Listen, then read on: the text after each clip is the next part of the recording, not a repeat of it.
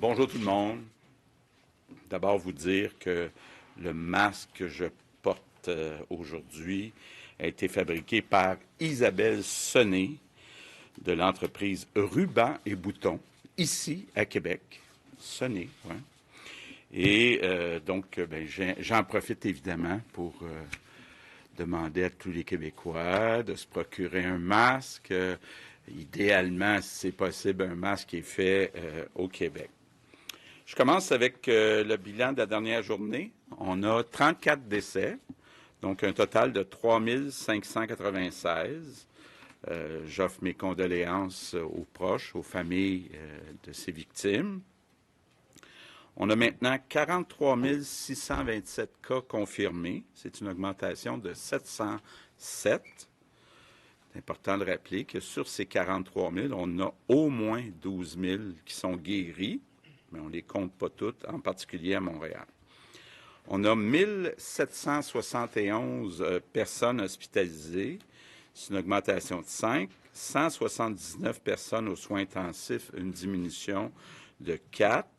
Donc, comme vous le voyez, les nouvelles sont plutôt bonnes. D'abord, le plus bas niveau de décès depuis le 12 avril.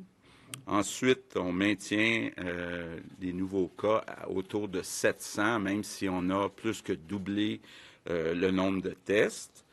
Et pour les hospitalisations, bien, ça fluctue de jour en jour, mais si on compare avec il y a une semaine, on a une baisse de 70 dans le nombre d'hospitalisations, donc c'est quand même significatif. Il n'y a rien de gagné, mais c'est encourageant. Mais la meilleure nouvelle, la vraiment bonne nouvelle du jour, c'est qu'on a eu en fin de semaine 608 employés qui sont retournés au travail. Donc, ça, c'est une tendance qui est très importante. Donc, des gens, des employés qui ont terminé leur quarantaine, qui reviennent au travail, entre autres à Montréal, à Laval. Il faut dire que la baisse de certaines éclosions, certains endroits aide, mais c'est un renfort, évidemment, qui est très bienvenu puis qui va aider les employés qui sont déjà en place. Nombre de tests, même si on est la fin de semaine, 11 300 prélèvements, 13 435 analyses. Donc, encore une fois, on a assez de tests actuellement là, pour respecter le nombre qui est nécessaire pour déconfiner. Parlant de déconfinement, on a eu beaucoup de discussions au cours des derniers jours avec le docteur Arruda, avec le docteur Massé, avec la docteur Drouin de la santé publique de Montréal. Et je suis très content de vous annoncer qu'on a le feu vert pour ouvrir les commerces du Grand Montréal le 25 mai, tel que prévu, donc dès la semaine prochaine. Je parle évidemment des commerces qui ont une devanture extérieure. Donc, les commerces, pour être très clair, qui sont dans des centres d'achat et qui n'ont pas de devanture extérieure, vont rester fermés. Je vous annonce aussi qu'on a le feu vert de la santé publique pour ouvrir les services de garde tels que prévu le 1er juin dans la grande région de Montréal. Ça s'est bien passé, l'ouverture des services de garde dans les régions à l'extérieur de Montréal. Par contre, je veux tout de suite prévenir les parents. On a quand même restreint le nombre de places dans les garderies là, pour des questions de distanciation. Donc, c'est possible que des parents n'aient pas accès, que tout le monde n'ait pas accès à des places en garderie, mais toutes les garderies vont être ouvertes. Donc, je vous demande d'être patient, indulgent. On va y aller graduellement, mais pour l'instant, on ne veut pas avoir plus que la moitié des places d'occupées. Donc, on arrive dans une nouvelle étape. C'est important, par contre, si on veut avoir du succès dans cette étape importante du déconfinement, de continuer à respecter les règles. Donc, que les personnes restent à 2 mètres. Ça va être important que les personnes portent un masque dans les transports en commun, puis on ajoute aussi dans les commerces. Donc, on recommande très fortement à tout le monde dans les commerces de porter le masque. Excusez. Je veux revenir aussi sur ma visite de vendredi dernier à l'Institut de cardiologie de Montréal. J'en avais déjà parlé. Il y a des recherches très prometteuses qui sont faites par le docteur Tardif sur un nombre quand même important de patients. On me dit que c'est le nombre le plus élevé de patients au monde. Vous vous rappelez, j'avais demandé aux gens qui ont la COVID-19 de s'inscrire. Je le redemande à nouveau aussi, parce qu'on aimerait, même si on en a beaucoup, on aimerait continuer à en avoir encore plus.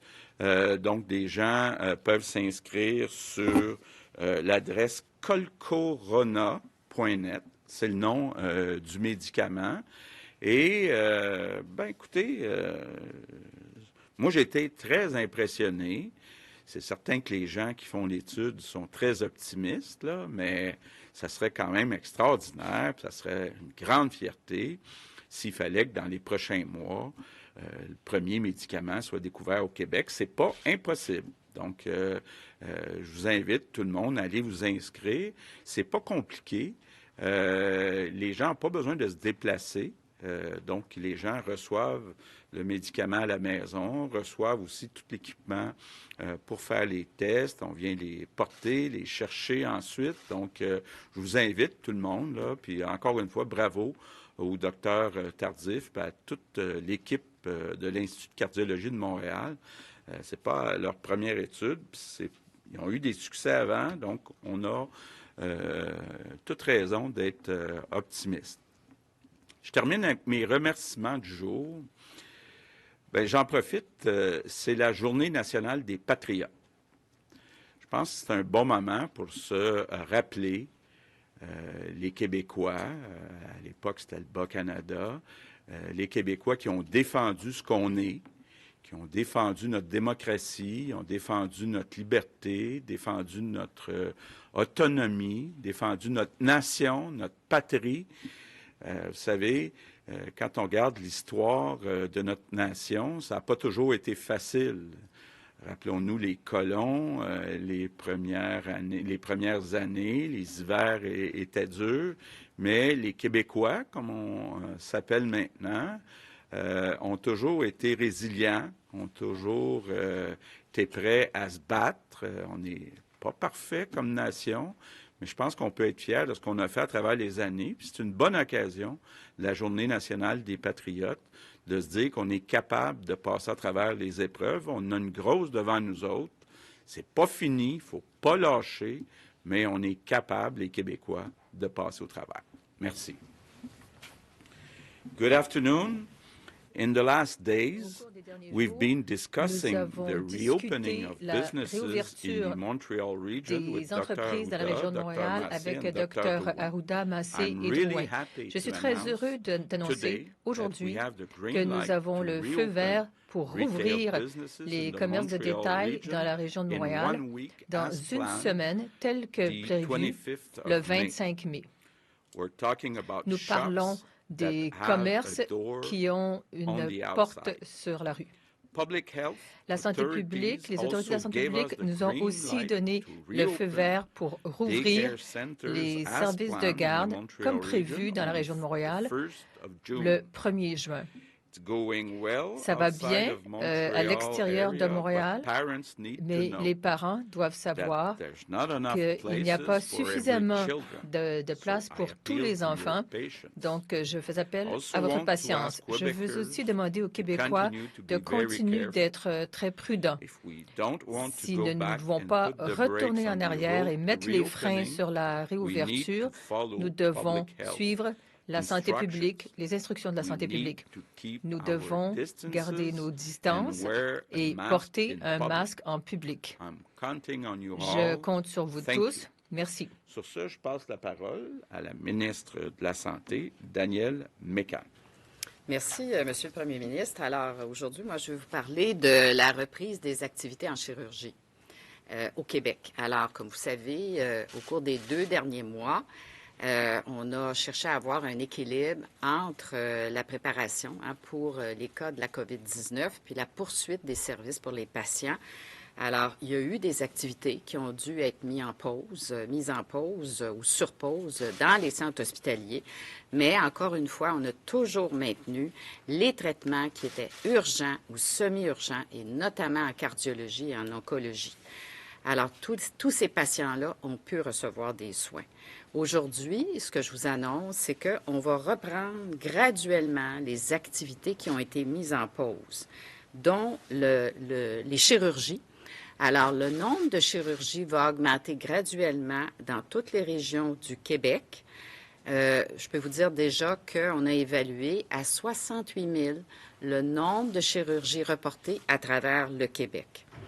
Il va falloir s'assurer de pouvoir continuer de répondre aux besoins de la population qui est atteinte de la COVID-19 et en même temps prendre soin aussi des patients qui ont d'autres problèmes de santé. Alors, ce qu'on a demandé aux établissements, c'est de s'assurer évidemment qu'ils aient le personnel, qu'ils aient les plateaux techniques, dont évidemment les lits disponibles, pour reprendre ces activités. Ce sera différent probablement d'une région à l'autre, notamment dans les 8 régions froides là, du Québec. Je pense que ces activités-là vont aller bon train. La reprise des chirurgies va tendre vers le 100 évidemment, il y a des régions mitoyennes comme l'Outaouais, la capitale nationale et Chaudière-Appalaches, où est-ce qu'il y a eu une certaine transmission communautaire, mais pas aussi grande que dans le Grand Montréal. Là aussi, on va tendre vers le 70 de reprise. Pour ce qui est de la communauté métropolitaine de Montréal, la reprise va se faire plus lentement parce que ça demeure quand même assez difficile dans les hôpitaux du territoire. Et évidemment, la situation va évoluer. On le voit déjà là, que les hospitalisations diminuent très lentement, mais elles diminuent. Alors, on évalue différentes options parce qu'à ce moment-ci, on est plus à 40 de reprise des activités dans la grande région de Montréal au niveau des chirurgies et on voudrait aller plus loin. Alors, on est en train d'examiner l'élargissement des heures du bloc opératoire, la semaine et la fin de semaine pour nous donner plus de capacité, des ententes avec les cliniques privées, il y en a plusieurs à Montréal, ou bien le transfert de patients montréalais vers d'autres régions qui ont la capacité plus grande de prendre en charge des chirurgies. Alors, on évalue la faisabilité de tout ça avec la santé publique, bien entendu, et on va pouvoir vous présenter dans les prochains jours un plan plus détaillé de la reprise des chirurgies au Québec avec un calendrier des différentes étapes, parce qu'on a besoin d'avoir un peu plus d'informations de chacun des établissements impliqués. Alors moi, ce que je veux dire aujourd'hui, et c'est pour ça que nous tenions à faire cette annonce-là, c'est de dire à la population, nous reprenons les activités de chirurgie qu'on appelle plus électives, nous reprenons ces activités graduellement dans l'ensemble des régions du Québec et on va prioriser avec beaucoup de rigueur et de diligence les opérations et le faire dans les meilleurs délais. Alors, merci. Merci, Mme McCann. Nous en sommes maintenant à la période de questions. Tout d'abord, Geneviève Lajoie du Journal de Québec. Bonjour. Vous avez annoncé donc donner le feu vert à la réouverture donc des commerces, des services de garde une semaine plus tard, le 1er juin. Mais on sait que, bon, les écoles n'ouvriront pas tout de même à Montréal. Les gens, les travailleurs qui ont des enfants d'âge du primaire, qu'est-ce qu'ils vont pouvoir faire, là, puisque là, ils ne pourront pas faire garder leurs enfants, qui ne vont pas à l'école. Qu'est-ce que vous demandez aux employeurs de ces gens-là? Ouais. Bien, écoutez, ça va prendre l'indulgence, la compréhension. C'est certain, là, on doit tous comprendre que, je le disais même pour ceux qui avaient leur enfant dans un service de garde, étant donné qu'on réduit à peu près à 50% la capacité des garderies, il va y avoir des travailleurs à certains endroits qui n'auront pas de place pour leur enfant. Donc, on n'est pas dans un monde idéal. Je demande aux employeurs d'être compréhensifs et évidemment là, d'essayer de faire avec les moyens du bord. La semaine dernière, l'Association des pédiatres et plusieurs pédiatres en leur nom personnel sont sortis sur la place publique pour manifester, pour dire qu'ils avaient peur, finalement, pour les adolescents. Les écoles secondaires ont été fermées. Le ministre a évoqué un scénario qui laisse entendre qu'il pourrait y avoir seulement de l'école à distance pour le secondaire à compter de septembre. Peut-être une question à M. Arruda, puis M. Legault pourrait peut-être compléter, mais est-ce que vous consultez les pédiatres à la santé publique avant de décider des choses, notamment pour la réouverture des écoles? Bien, écoutez, on reçoit des opinions de plusieurs personnes, notamment des correspondances qu'on a reçues des pédiatres en lien avec la réouverture des écoles, etc. Si vous me parlez d'une consultation formelle, il peut y avoir des échanges qui se font à travers nos liens avec la Fédération des médecins spécialistes du Québec, là, mais un échange formel, non. Mais on est conscient, on est bien au fait de ces éléments-là. On est aussi préoccupé par tous les impacts, je vous dirais, pervers du confinement, notamment à cette période de l'adolescence où on a beaucoup de besoins de socialisation. Il y a des deuils importants. Hein? On ne faut pas minimiser le bal définissant pour quelqu'un en secondaire 5. C'est une période où les amis sont très, très importants. Et là, je suis en train de vous dire qu'on a un plan là, qu'on va soumettre sous peu pour justement trouver des alternatives à ça, même au niveau de l'éducation, des alternatives de projets qui permettraient à des jeunes de pouvoir se retrouver. Puis on va revenir à une vie un peu normale, mais c'est l'équilibre, hein, je vous dirais, entre éviter qu'on se reflambe puis qu'on soit tous obligés de se reconfiner totalement de façon stricte versus une approche où on va devoir encore réouvrir le robinet ou le réostat, mais en revenant dans un mode de fonctionnement qui est différent d'avant. Je pense que les rassemblements de jeunes en grande quantité à court terme, c'est pas possible, mais peut-être qu'il faudrait trouver des alternatives autres, au-delà du virtuel qui, habituellement, les jeunes sont très virtuels, mais on sent maintenant qu'ils ont ces besoins-là. Les élèves aussi qui pourraient décrocher au niveau scolaire parce qu'ils n'ont pas eu ce contact-là, il faut falloir qu'on ait des stratégies particulières pour les rejoindre. Je n'ai pas encore tout le détail de ça, mais on y travaille. L'éducation, nous travaillons ces éléments-là. Puis c'est sûr qu'on va essayer de monitorer ce qui se passe au niveau des clientèles jeunes, particulièrement aussi de celles qui sont les plus vulnérables. Et on sait notamment que dans la réouverture des écoles, pour les jeunes qui ont des problèmes d'adaptation, de déficience ou autre, on va essayer de donner un répit aux familles, etc. Mais on est très préoccupé de ça. C'est pour ça d'ailleurs que, vous savez, on réouvre un peu. Et dès qu'on réouvre, ben, c'est le danger que tout le monde se laisse aller. Mais il faut qu'on soit capable de faire parce que sinon, le confinement a trop d'effets secondaires négatifs. Bien, j'ajouterais qu'effectivement, moi aussi, là, depuis le début, depuis 2 mois, on a eu beaucoup de discussions. C'est pas idéal de ne pas réouvrir certaines écoles. On va essayer de minimiser les impacts négatifs parce que l'école n'est pas finie. Jusqu'au 20 juin, les enseignants vont donner des devoirs, vont rester en lien avec les jeunes, entre autres, en particulier ceux qui ont des difficultés d'apprentissage. Il y a des capsules, il y a sur Télé-Québec aussi des vidéos, mais c'est pas idéal. C'est pas idéal, c'est certain, mais c'est la balance d'inconvénients. C'est que même si les enfants sont pas très à risque de conséquences graves, ils sont quand même des transmetteurs, jusqu'à preuve du contraire, du virus. Donc, on ne peut pas ouvrir tout grand.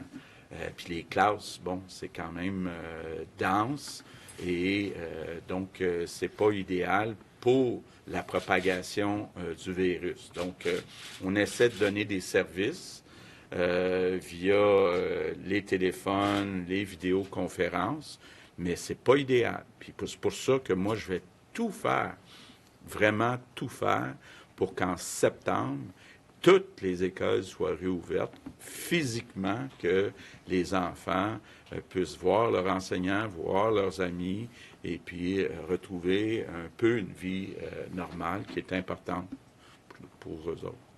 Maintenant, question pour Alex Boissonneau, Radio-Canada. Madame la ministre, Monsieur le Premier ministre, Dr Arruda, bonjour. Il y a une question que je me pose, puis je pense que plusieurs Québécois se posent aussi, c'est qu'il semble y avoir un peu un flou pour ce qui est des rassemblements. Je m'explique. Il commence à faire beau. Il y a des gens, là, on commence à ouvrir le patio, hein, la cour arrière. On se dit, est-ce qu'on peut inviter quelqu'un chez moi, respecter les distances, un proche, mes parents, par exemple, d'autant plus qu'on disait même que les grands-parents pourraient peut-être, dans certains cas, venir regarder à la maison. Donc, peut-être pour clarifier la situation, voir qu'est-ce qui est possible de faire. Est-ce qu'on peut inviter des gens à la maison en respectant les distances?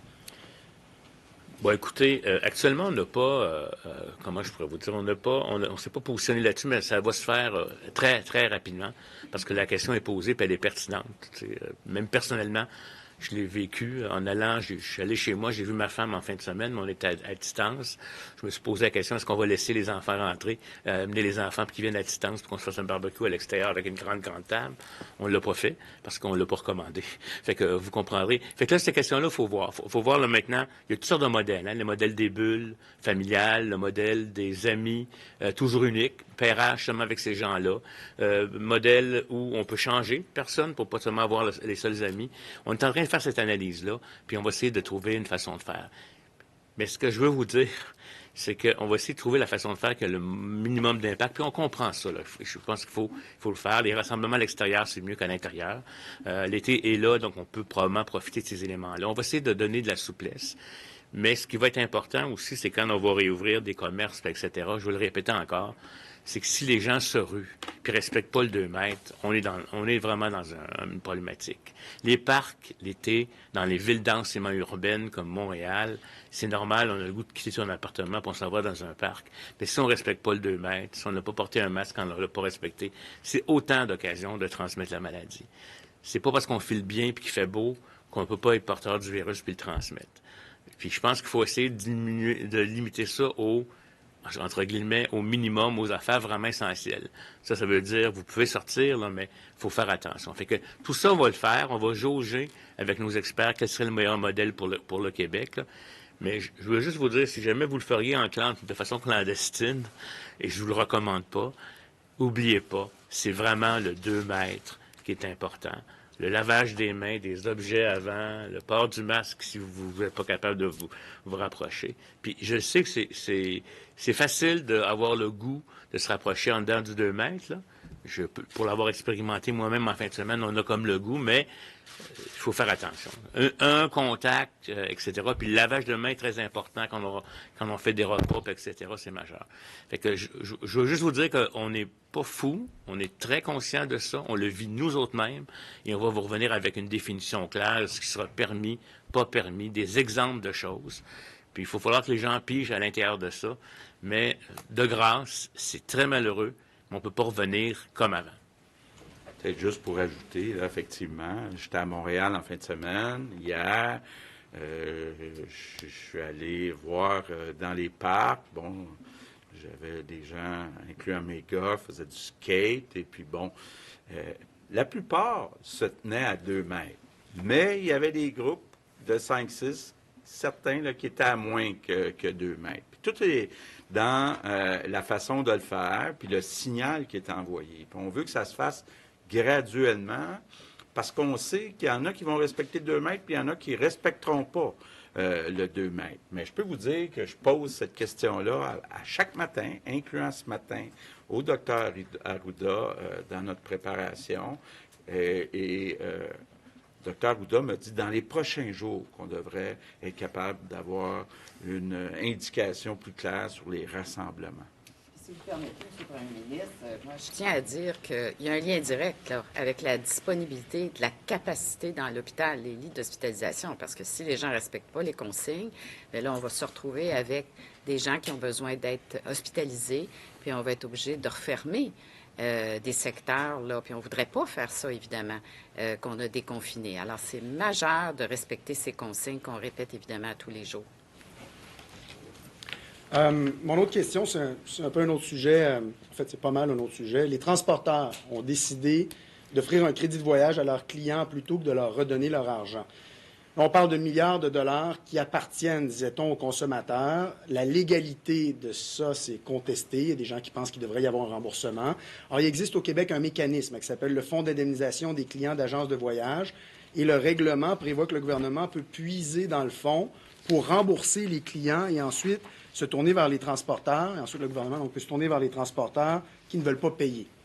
Alors, l'industrie du voyage fait pression sur le gouvernement pour que les voyageurs ne soient pas indemnisés par ce fonds-là.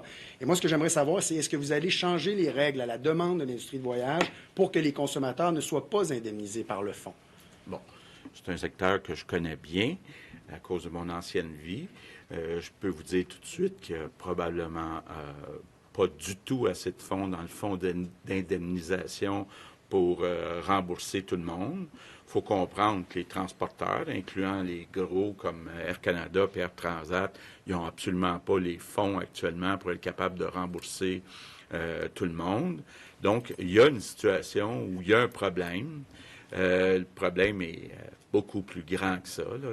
Les transporteurs ont des loyers importants à payer à chaque mois sur les avions. Ils n'ont pas non plus cet argent-là. Donc, toute la question du remboursement des dépôts des consommateurs, de comment on fait pour aider les transporteurs, quelle partie va venir du gouvernement fédéral, quelle partie va venir du gouvernement du Québec. Ce sont des choses qu'on regarde actuellement, mais pour l'instant, il n'y a pas rien de décidé concernant l'indemnisation. Évidemment, mon premier choix, ça serait de rembourser avec de l'argent les consommateurs. Maintenant, question pour Alain Laforêt, TVA. Monsieur le Premier ministre, Mme McCann, M. Arruda, bonjour. Monsieur le Premier ministre, il y a à peine quelques jours, vous nous avez dit que la situation était toujours critique à Montréal. Vous arrivez aujourd'hui avec un déconfinement. Est-ce que ce n'est pas un pari risqué? Et là, je vous amène au Bas-Saint-Laurent où il y a moins de cas, alors que les médecins dentistes vous ont écrit, pas plus tard qu'hier, pour vous dire « Ne déconfinez pas, on est trop serré au niveau du réseau hospitalier. » Vous déconfinez en région, vous allez déconfiner à Montréal. Est-ce que le réseau va être capable d'absorber tout ça? Il n'y a pas un risque? D'abord, il y a une logique, là. C'est que à partir du moment où la situation est plus sous contrôle à Montréal, les gens du Bas-Saint-Laurent devraient être moins inquiets de voir des gens de Montréal arriver dans le Bas-Saint-Laurent. Revenons sur la situation de Montréal. Je vous l'ai dit depuis le début, tous les critères étaient remplis, sauf le coussin concernant le nombre de lits, puis les employés qui vont avec ces lits-là. Donc, on voit là 600 employés juste en fin de semaine qui sont revenus. On est confiant que dans les prochains jours, on devrait être capable d'avoir à peu près 2000 employés qui vont revenir dans le réseau. Donc, ce qui est important, c'est la tendance. La tendance est bonne sur les hospitalisations. La tendance est même bonne sur les décès qui arrivent après les hospitalisations, qui arrivent après les cas. Donc, la situation, la tendance est bonne, puis nous permet effectivement de prendre un certain pari. Puis pour gagner notre pari, j'ai besoin de la collaboration de tous les Québécois. On a besoin que les Québécois respectent les consignes, restent à 2 mètres, mettent un masque quand ils ne sont pas capables, si on veut que la propagation se relance pas. Donc, je pense que c'est correct. Bon, dans le Bas-Saint-Laurent, j'ai des hôtels qui nous appellent, des gens dans le tourisme qui veulent que les gens de Montréal recommencent à aller dans le Bas-Saint-Laurent. Il y en a d'autres qui sont inquiets. Il faut faire ça graduellement.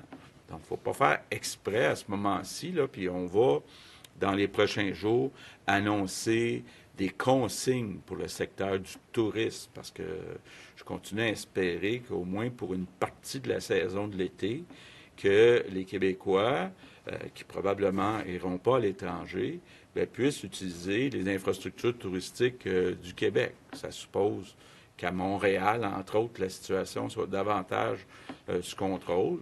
Je rappelle aussi que la situation, le problème est très concentré dans les CHSLD, dans les résidences. Donc, la situation, puis l'INSPQ, puis le Dr. Arruda vont sortir des statistiques sur la transmission communautaire. Donc, il faut que la tendance se maintienne. Mais je comprends qu'il y a des gens qui soient inquiets dans le Bas-Saint-Laurent. Mais je pense qu'à partir du moment où les déplacements se font juste pour des raisons nécessaires, essentielles, je pense que c'est un risque qui est acceptable.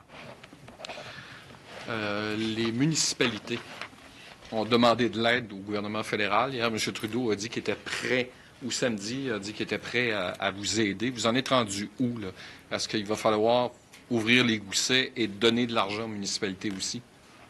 Bon, évidemment, les premiers ministres des provinces aimeraient que le gouvernement fédéral fasse une entente avec les gouvernements des provinces plutôt que d'aller négocier directement par-dessus notre tête avec les municipalités. C'est notre choix qui est le plus important. Bon, vous avez vu qu'on a fourni des masques puis des fonds pour acheter des masques à Montréal. Je comprends qu'il y a des municipalités qui ont des difficultés, entre autres avec le financement de leur transport en commun. Donc, on est en train de regarder tout ça. Mais moi, je souhaite qu'il y ait une coordination entre le gouvernement fédéral et le gouvernement du Québec. Maintenant, question pour Louis Lacroix, Cogeco. Bonjour, Monsieur le Premier ministre, Mme McCann, Dr. Arruda.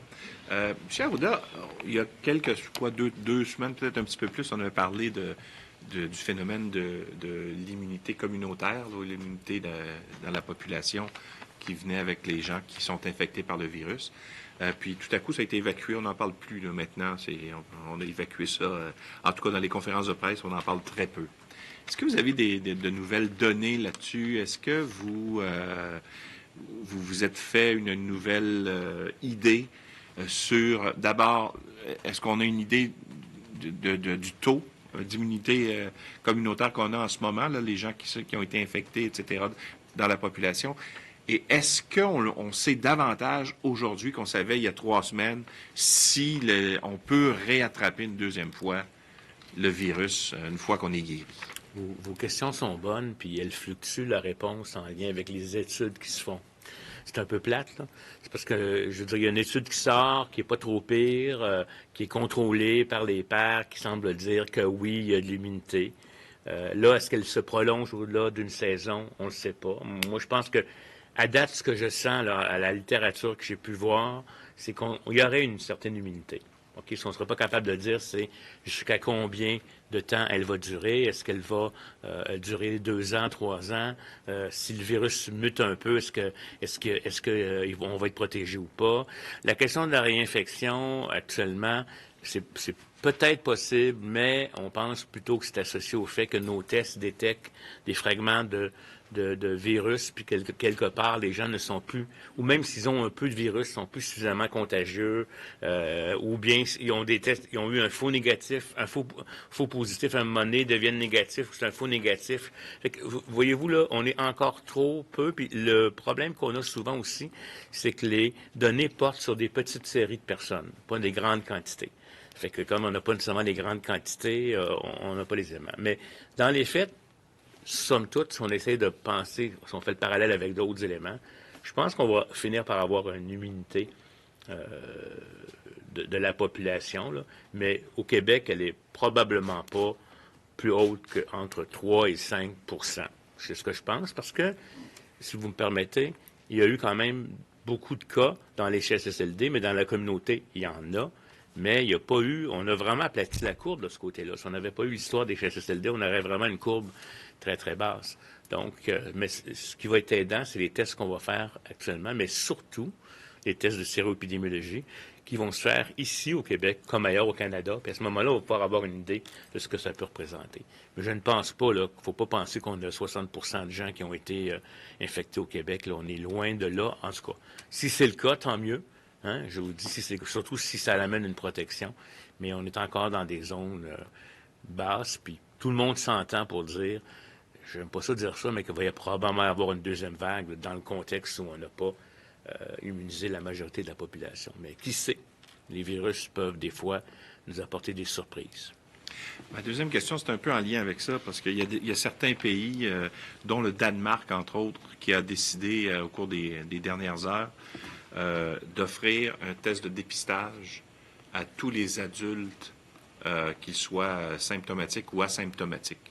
Donc, tout le monde qui demande d'avoir un test pour savoir s'il est porteur ou non de la COVID-19 est autorisé à le faire. C'est quand même une population importante. On parle de un peu plus de 6 millions de personnes au Danemark. Ça ressemble un peu au Québec, là.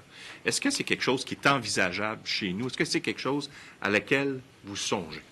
Écoutez, à ce stade-ci, je vais vous dire bien honnêtement, ça plaît à l'esprit en théorie, mais en pratique, là, même si on a des gens qui sont négatifs, qu'on est au début de leurs symptômes, ou pas du tout au début de leurs symptômes, mais que le test n'est pas encore positif, ça ne veut pas dire que dans 2 jours, il ne sera pas. Ce que moi, je proposerais, puis ce qui s'en vient, c'est vraiment les études séro-épidémiologiques qui vont nous permettre de dire, selon le type d'anticorps, c'est-tu un anticorps récent ou un anticorps plus vieux. C'est comme ça qu'on fait. Ça va être des prises de sang qui vont être prises au bout du doigt, puis on va appliquer un test pour vérifier quels sont les anticorps. Pas pour mesurer le virus, s'il est en circulation, mais véritablement de savoir est-ce qu'il a fait la maladie. Il a peut-être fait... En vient, ça? Oui. Écoutez, le test, là, j'ose pas donner de date parce que j'ai peur que vous me reveniez avec ça, mais c'est pas ça du tout. Le test vient d'être homologué et les équipes sont en cours de processus de recrutement, etc. Il y a déjà des analyses qui se font à EMA Québec, juste à partir des banques de sang.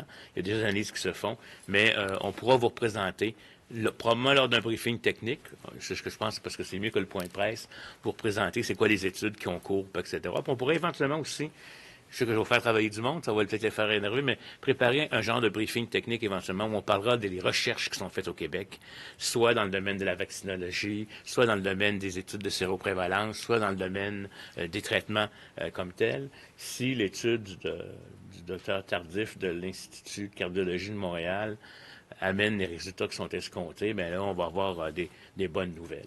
Comme les vaccins, on ne sait pas encore, mais traitement peut-être avant la fin de l'été. Maintenant, si vous me permettez, une question pour moi, Patrice Bergeron, de la presse canadienne. Monsieur le Premier ministre, donc, vous êtes allé à Montréal la semaine dernière. Qu'est-ce que votre visite à Montréal a pu changer dans la situation actuelle? Qu'est-ce que ça vous a permis, par exemple, de mieux comprendre ou de mieux positionner?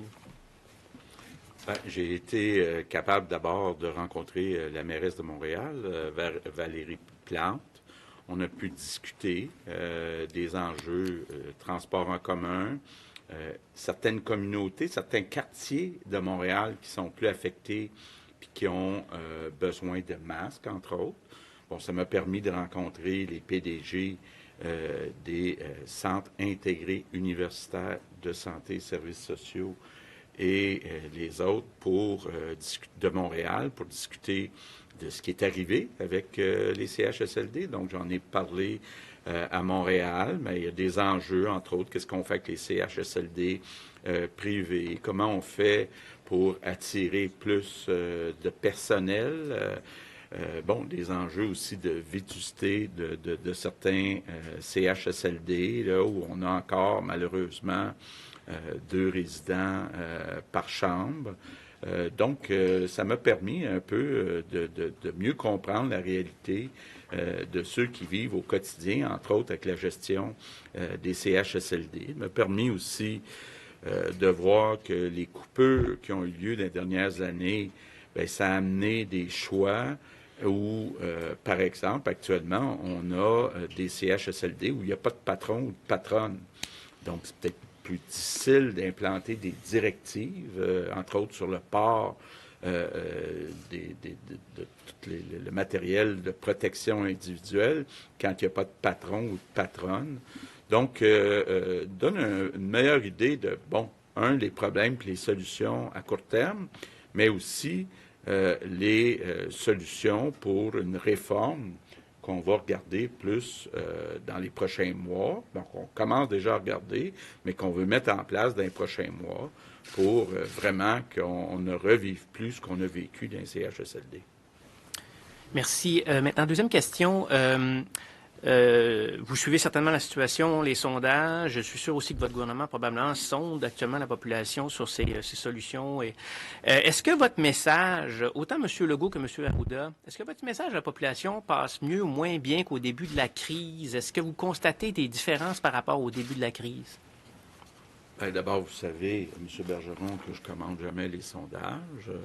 On les regarde, mais on ne les commande pas. Puis, je suis en politique depuis assez longtemps pour savoir que ça change vite. Hein. Aujourd'hui, on peut être encensé, puis demain, ça peut être le contraire. Évidemment, quand on commence à déconfiner, puis plus on prend des décisions, plus on est sujet à critique. Je vois très bien actuellement qu'il y a des gens d'un côté qui trouvent que je déconfine trop vite, puis d'autres qui trouvent que je déconfine pas assez vite. Donc, c'est difficile de plaire à tout le monde. J'essaie de prendre les décisions avec la science, avec la santé publique, mais j'essaie de le faire dans l'intérêt supérieur des Québécois. Mais c'est jamais tout noir ou tout blanc. Alors, je fais mon possible, puis j'essaie de ne pas trop regarder les sondages. M. Arruda? Bien, de mon côté, vous comprendrez qu'on vit une situation qui est excessivement nouvelle. Il y a des règles générales qui sont recommandées, et puis il y a des principes de santé publique qu'on applique. Mais la recette du Danemark ne peut pas automatiquement être appliquée au Québec non plus, parce qu'on n'est pas le même peuple, la même culture, la même organisation. On est véritablement dans ce qu'on appelle, je vous dirais, à partir de certains principes de santé publique, une science qui évolue très rapidement. On peut même pas se comparer parce que chacun connaît sa situation. Tu sais, même à l'intérieur du Québec, il y a des grandes variations. Fait que, puis je pense que c'est clair, arrêter une machine, c'est mettre le frein, puis tout le monde arrête, puis on rentre à la maison. Mais la repartir, ça, c'est une autre chose. Puis là, on fait face à une population qui n'est pas homogène. Hein. Je veux dire, il y a des craintifs, des gens qui n'ont pas assez peur, des gens qui ne comprennent pas le message, il y a des particularités. Il y a des Québec à l'intérieur du Québec, il y a des zones. Fait que ça, tout ça entraîne de la complexité. Moi, je pense que le plus important, c'est que les gens comprennent dans quel sens on le fait, qu'ils essayent d'écouter ce qu'on dit. Puis on sait que c'est pas facile pour personne. Fait que moi, je pense que le message est plus dur à passer, puis le contexte et la compréhension de ce qui se passe est plus compliqué. Puis l'autre élément, c'est qu'en plus qu'on veut combattre le virus, on veut aussi qu'une société fonctionne, là, parce que les effets pervers du confinement, les enfants qui sont enfermés, les décrochages scolaires, la santé mentale, les problématiques de femmes battues, les problématiques d'enfants qui vont décrocher, la dépression, le suicide, tout ça est là. Fait que là, maintenant, il faut qu'on regarde, puis en plus d'économie, qu'il faut repartir, parce qu'une société ne peut pas fonctionner arrêtée comme ça, tout le monde. On doit se nourrir, manger, puis repartir d'économie. Maintenant, question pour Mylène Crête, Le Devoir. Bonjour à vous trois. Je me demandais, avec la réouverture là, des commerces à Montréal puis des services de garde, est-ce que vous, si les gens respectent là, les consignes que vous donnez, est-ce que vous considérez qu'on va maintenir l'aplatissement de la courbe ou vous attendez une recrudescence des cas? Écoutez, c'est clair que des cas, il va en avoir. Là, ça, je trouve ça très important. Puis premièrement, comme on va dépister beaucoup plus, là, quand on est passé de 6 000 à 13 000... à 13 000 cas de dépistage, c'est 15 là, de tests qui sont positifs. Donc, vous comprendrez qu'on va avoir plus de cas. Ce qu'on veut, c'est qu'il y ait une transmission qui soit contrôlée. Ce que je veux dire, c'est qu'on puisse éviter que des éclosions, notamment dans les commerces qu'on va ouvrir ou quand on va réouvrir encore plus le secteur manufacturier, si jamais moi je vais vous donner un exemple, un atelier de couture, il y a un cas chez une dame ou 2 cas, mais s'il y a 7-8 cas autour, qu'on est capable de contenir ça pour éviter que toute l'usine devienne malade ou que toutes les familles deviennent malades, on est en train de contrôler la situation. Ce qu'on veut pas, c'est en arriver à ce qu'il y ait tellement de cas qu'il n'y ait plus de place dans les hôpitaux, puis surtout pas le drame qui a été vécu en Italie, de dire, on va choisir telle personne versus telle personne parce qu'elle a plus de chances de survivre ou pas. Fait que c'est sûr qu'on s'attend. C'est impensable de penser qu'il n'y aura pas de nouveaux cas.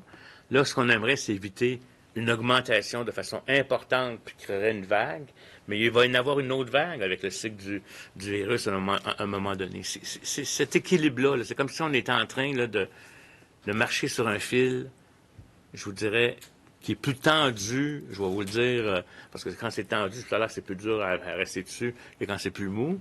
En région, en périphérie, on a déconfiné, on voit que les choses vont relativement bien, les écoles, ça va bien, dans les garderies. Ça ne veut pas dire que c'est impossible qu'il y ait des cas, ça va bien.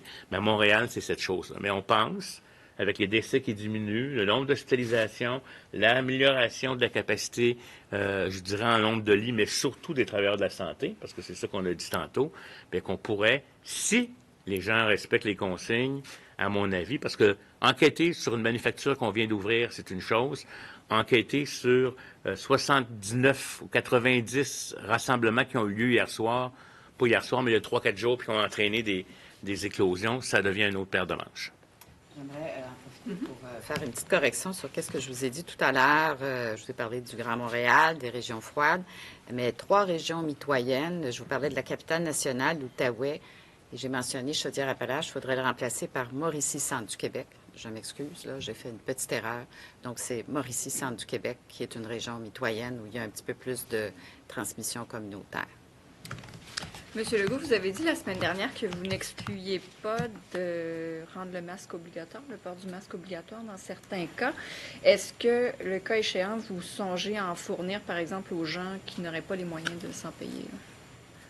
Bien, ça fait partie des considérations. Là. Vous avez vu, on a offert 1 million de masques à Montréal. Je ne pourrais pas en offrir 10 millions de masques. J'en ai pas 10 millions de masques. Il faut s'assurer effectivement que des personnes moins riches là perdent pas leur accès au transport en commun parce qu'ils n'ont pas de masque. Là. Donc, on va essayer d'en fournir. Il y a des gens de plus en plus qui s'en achètent, qui s'en font personnellement. Là, on va lundi prochain rouvrir les commerces dans le Grand Montréal, puis on demande que les gens dans les commerces portent le masque. Donc, on va regarder la situation. On ne l'exclut pas. Moi, j'aimerais mieux ne pas être obligé de l'obliger. J'aimerais mieux que les gens soient assez responsables pour le porter. Parce qu'à partir du moment où on rend ça obligatoire, il faut se poser des questions. Est-ce qu'on a une police qui vérifie? Est-ce qu'il y a des pénalités qui sont données à ceux qui ne portent pas le masque? Bon, etc., etc. Donc, moi, j'aimerais mieux que les gens soient responsables. Mais si jamais on voit qu'il y a trop de personnes qui ne portent pas le masque dans des endroits où ils devraient le porter, bien, on n'exclut pas de le rendre obligatoire. Si vous me permettez, j'inviterai quand même la population qui peut se le permettre d'avoir un couvre-visage, de s'en procurer un. Je ne sais pas si vous comprenez, dans le fond, il y a des inégalités de santé, là. Puis, tu sais, dans le fond, je verrais mal, moi, me faire fournir un masque par le gouvernement, alors, avec le salaire que je fais, puis j'ai encore conservé ma job, alors que c'est pas tout le monde que ces moyens-là. Donc, j'inviterai la population qui peuvent s'en procurer un, parce qu'il y en a plein de compagnies, surtout des couvre-visages, de s'en procurer un. Puis, à ce moment-là, ça nous mettrait un poids moins grand au niveau du gouvernement pour permettre à ceux qui, pour toutes sortes de raisons, ne peuvent pas l'avoir, de leur donner. Moi, je pense que ça pourrait être un acte aussi, de la même façon que porter un masque maintenant, et surtout pour protéger les autres, ça fait partie de l'étiquette respiratoire, mais ça pourrait être aussi, à mon avis, correct que ceux qui peuvent s'en procurer se le procurent, puis laissons les masques qui seront disponibles par les entreprises, donnés par les municipalités pour le transport en commun, mais que ce soit dédié aux personnes qui ont des difficultés. Maintenant, les questions de la presse, Ariane Kroll. Au sujet du personnel de santé, combien de personnes manquent encore dans le réseau et combien avez-vous réussi à recruter dans la grande région de Montréal avec les nouvelles primes annoncées la semaine dernière? Bien, là-dessus, on peut vous dire qu'il y a à peu près 10 000 personnes, un peu plus de 10 000 personnes qui manquent dans le réseau de la santé. On en a 600 là, qui sont revenus, donc ça a diminué un petit peu. Pour ce qui est de la grande région de Montréal, je pense qu'on peut faire vraiment une proportion, hein, parce que la grande région de Montréal représente d'habitude au moins le tiers des travailleurs de la santé, puis on peut en mettre un petit peu plus parce que la région de Montréal, elle est très touchée. Donc, on peut parler de 5 000 travailleurs absents dans la grande région de Montréal. Pour ce qui est de l'effet des primes de la semaine dernière, il faut attendre encore quelques jours pour avoir la donnée exacte parce que notre système va pouvoir nous donner l'effet probablement à la fin de cette semaine et on va vous revenir avec l'impact. Évidemment, on espère que ça aura eu un impact au niveau des gens qui prennent un poste à temps plein ou vont travailler à temps plein au lieu du temps partiel là, qu'ils avaient auparavant. Dernière question en français, toujours de Mme Kroll. Une question pour Mme McCann encore. Combien de travailleurs de la santé vous ont écrit depuis samedi à la nouvelle adresse On vous écoute et combien d'interventions ont été faites pour régler des problèmes dénoncés? Alors, on a reçu 836 courriels depuis, en fait, c'est pendant le week-end, donc jusqu'à hier, 18 heures, 836 courriels. Et on va commencer à leur répondre rapidement demain. Donc, on a une équipe qui va s'occuper de répondre dans les meilleurs délais. On peut vous dire que les principaux sujets, c'est vraiment les primes, justement, les conditions de travail. Évidemment, il y a des choses qui vont être transmises aux instances qui s'occupent des relations de travail, les équipements de protection individuelle, le manque de personnel, Les transferts entre les zones chaudes et zones froides, et croyez-moi que ça va être des situations qui vont être répondues rapidement. Le dépistage, les mesures de prévention et de contrôle des infections, les vacances et quelques courriels sur la détresse qui est vécue chez le personnel. Alors, évidemment, moi, j'ai un intérêt, nous avons un intérêt très, très important pour toutes ces demandes qui nous sont faites et elles vont être traitées très rapidement et je vais vouloir avoir un rapport très complet sur les suivis qui vont être faits et les rectificatifs aux bons endroits qui vont être faits sur ces situations-là.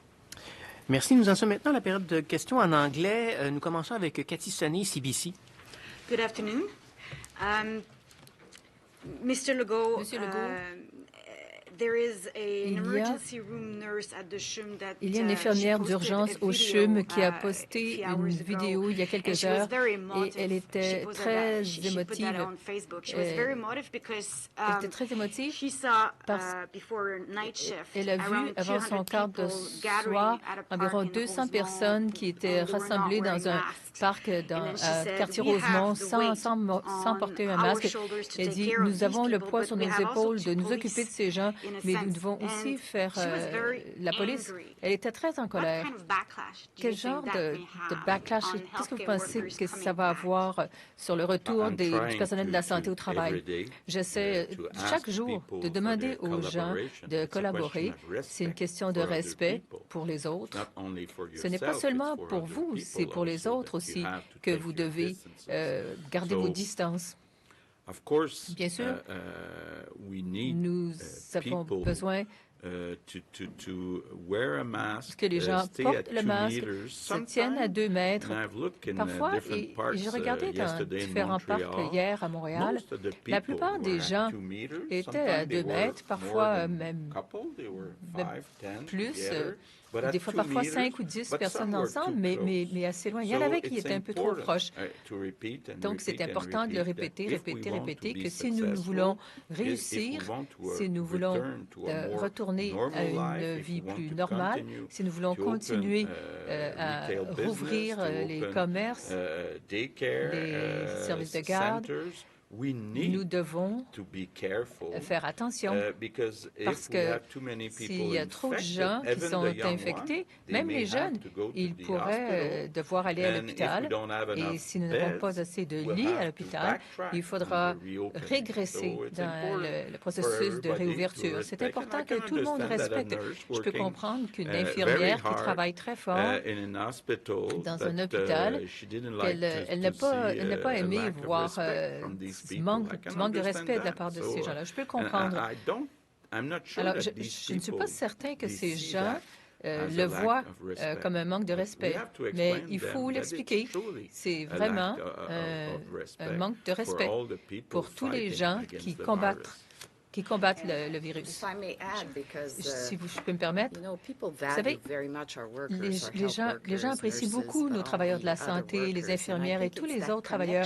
Et c'est ce lien que les gens doivent faire, que lorsqu'ils sont dans un parc et ils ne respectent pas la distance de 2 mètres, une infirmière, un médecin, un préposé pourrait être obligé de prendre soin de plus de patients parce que vous avez été dans un parc et vous n'avez pas respecté cette distance parce que s'il va y avoir plus de gens qui vont être malades et un certain nombre d'entre eux vont aller à l'hôpital. C'est clé de penser à ces travailleurs qui ont besoin aussi de repos pendant l'été. Ils vont avoir besoin de vacances. Dans ce sens, nous avons besoin d'être très socialement responsables pour tout le monde, y compris les travailleurs. Et je veux ajouter, le 2 mètres doit être une norme sociale. Alors, sans aucune agressivité, c'est important de dire aux autres, « Hey, s'il te plaît, tu ne respectes pas le 2 mètres. » Pas pour avoir une bataille, mais simplement pour le rappeler aux autres, parce que nous ne sommes pas habitués à faire ça. Alors, je crois que ça fait partie de notre responsabilité, même pas être sans être agressif, mais s'il vous plaît, pouvez-vous respecter le 2 mètres? C'est une question de respect pour tout le monde, de respect pour les travailleurs de la santé. C'est important de le faire. Même les parents, même nous, envers les autres. C'est parce que nous soucions de vous que nous vous demandons de rester à 2 mètres de nous. Deuxième question, concernant la réouverture des magasins à Montréal dans une semaine. Il y a quelques jours, vous étiez à Montréal. C'était important pour vous d'être là en personne pour essayer de calmer la situation. Mais vous savez qu'avec la réouverture de certains commerces, et donc avec aussi, sans avoir les écoles ouvertes et les services de garde à 40 de capacité, ça va être difficile pour les parents. Pourquoi êtes-vous pressé? Non, ce n'est pas une question d'être pressé. Les commerces sont déjà ouverts en Ontario. C'est ouvert dans la plupart des États américains. Je crois que nous respectons les conditions de l'Organisation mondiale de la santé, mais nous devons faire attention. Il faut être prudent. Nous rouvrons les commerces la semaine prochaine, commerces de détail. Nous allons rouvrir les services de garde la semaine suivante. Et comme il n'y aura que 3 semaines à l'année scolaire, si on ouvre le 1er juin, je crois que c'est mieux de retarder à septembre, parce que c'est seulement pour 3 semaines. Et concernant les services de garde, les CPE, on va y aller progressivement. D'abord, seulement 50 de capacité au début, et dans les semaines suivantes, on pourrait ouvrir davantage. C'est vraiment important d'y aller de façon graduelle, mais je comprends que certains travailleurs vont avoir des difficultés parce qu'ils n'auront pas tous une place pour leur enfant pendant leurs heures de travail. Je comprends que la situation ne sera pas parfaite la semaine prochaine, mais je pense qu'il faut y aller progressivement. Question maintenant pour Phil Autier de Gazette. Monsieur Arruda, vous avez dit quelque chose qui intéresse beaucoup de gens. Vous avez dit que vous regardez la possibilité de produire des directives, une analyse de comment, en déconfinant certains groupes qui ne pouvaient pas se rencontrer, pourraient maintenant se rencontrer. Dans certaines provinces, on dit par exemple que cette bulle familiale qui peut rencontrer une autre bulle familiale au chalet, par exemple. Pouvez-vous expliquer, pouvez-vous élaborer à ce sujet? Est-ce qu'il pourrait y avoir effectivement un guide? Ça va probablement être une communication que nous allons émettre pour expliquer aux gens. Il y a toutes sortes de modèles. Il peut y avoir un certain risque. Est-ce que vous pouvez rencontrer toujours les mêmes personnes, par exemple, jumeler 2 familles, 2 couples? Est-ce qu'on devrait changer, par exemple, c'est seulement 5, 6 ou 7 personnes? Alors, nous allons essayer. Je crois que si nous prescrivons quelque chose à quelqu'un, avant de savoir si c'est correct, il faut d'abord être très clair sur ce que nous allons autoriser. Alors, nous regardons toutes ces stratégies à l'heure actuelle et nous allons essayer de vous les communiquer de la meilleure façon possible. Ce qui sera clair, nous allons laisser les gens avoir plus de contacts sociaux. C'est important pour leur santé mentale, mais pour les jeunes aussi. Mais nous ne voulons pas aller en arrière comme c'était avant, parce qu'il y a trop de risques. Alors, nous allons pouvoir expliquer ce que ça veut dire, par exemple, pour une grand-mère avec sa famille, pour des frères. Ça va aussi être toujours en lien. Si vous rencontrez quelqu'un, vous devez être confiant que vous allez respecter, qu'il va aussi respecter s'il est malade ou s'il est allé un peu partout avec des contacts rapprochés. Ça pourrait être un défi pour vous, votre famille. Donc, nous allons essayer dans les prochains jours de partager ces informations avec vous. Vous avez dit aujourd'hui qu'il pourrait y avoir le contrôle de la propagation. Ce que nous voulons, c'est contrôler les transmissions. Oui, il va y avoir des cas, comme il va y avoir plus de gens qui vont être en contact, comme le virus n'est pas disparu de la population québécoise, il va y avoir des cas où il va y avoir, par exemple, soit qu'on ne respectera pas le 2 mètres, il y aura des contacts rapprochés, il va y avoir des éclosions. Si ces éclosions sont à des endroits où nous savons que c'est limité, par exemple, c'est dans une manufacture, des couturières. S'il y a un ou deux cas, on pourra faire une enquête de santé publique, retracer ces personnes, faire des tests auprès de leurs contacts et contrôler la transmission. Alors, M. Legault, quel genre d'été les Montréalais vont-ils avoir avec M. Arruda qui veut contrôler la transmission? Alors, quel genre d'été les Montréalais vont avoir? Alors, vous allez avoir les réponses dans les prochains jours. Nous allons discuter ce soir d'un calendrier et voir à quel moment nous pouvons mettre des dates sur ce calendrier. Qu'est-ce qui va arriver, par exemple, avec les sports d'équipe? Qu'est-ce qui va y arriver? Qu'est-ce qui va se produire avec les restaurants, avec le tourisme? Ce sont toutes des questions sur lesquelles nous allons travailler. C'était important d'abord de parler des écoles et des services de garde et des commerces de détail. Mais maintenant, nous sommes à d'autres étapes. Aussi, les rassemblements religieux. On a entendu parler de 4 religions différentes qui veulent qu'on rouvre, mais tout en respectant les 2 mètres. Il y a beaucoup de questions. Mais dans les prochains jours, nous serons rendus à une autre étape pour vous donner des réponses. De CTV, Andrew Brennan. Est-ce que le gouvernement considère l'utilisation de COVID pour retracer les contacts? Est-ce qu'on pourrait utiliser une application? Oui. Alors, vous parlez de cette application. Oui, nous considérons l'utilisation de cette application. C'est important de protéger les informations personnelles.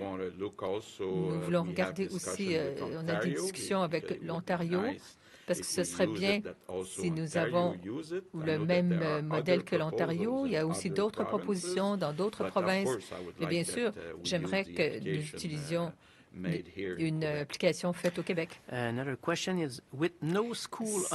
Sans école avant l'automne à Montréal, qu'est-ce que vous dites aux parents? Que devraient-ils faire s'ils doivent retourner au travail, mais n'ont pas de service de garde?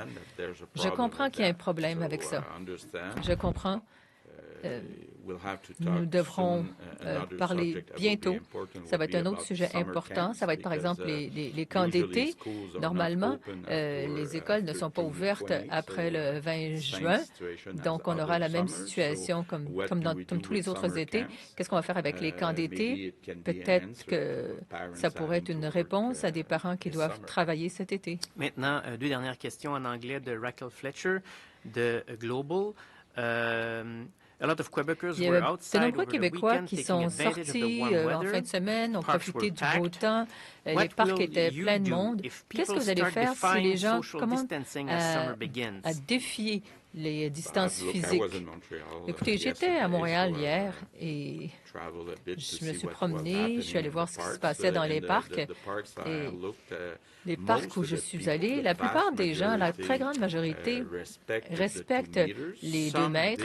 Certains non, mais je crois que c'est important de le répéter, C'est une question de respect pour tout le monde. C'est important si nous voulons continuer à rouvrir notre société. Il faut respecter ces directives. Alors, je demande aux gens dans les parcs de respecter les 2 mètres et s'ils sont prêts d'avoir un masque. Donc, question de Raquel Fletcher. Est-ce que vous pouvez dire comment la pandémie va influencer l'industrie touristique cet été? Quel message pour les opérateurs, les tour opérateurs? Nous travaillons là-dessus avec Dr. Arruda.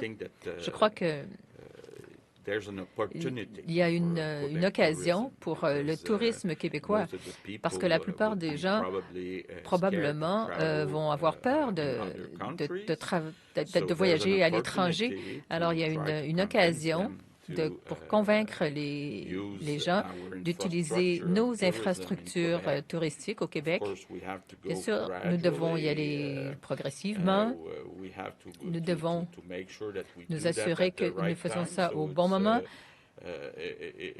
Alors, c'est le type de questions que j'ai pour le Dr. Arruda. Merci pour votre collaboration. Merci. Bonne fin de